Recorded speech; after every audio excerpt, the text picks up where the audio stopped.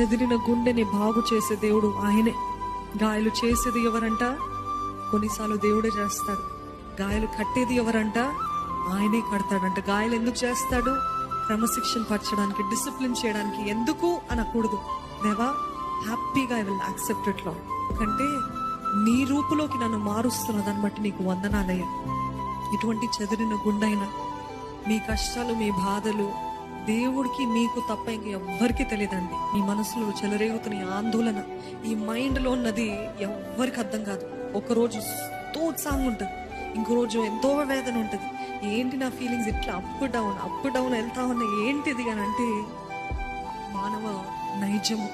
ఇవన్నీ మనకి జరుగుతూనే ఉంటాయి. కానీ ఏదేమైనా నిన్ను మాత్రము స్తుతించడము మానను, ఆపను.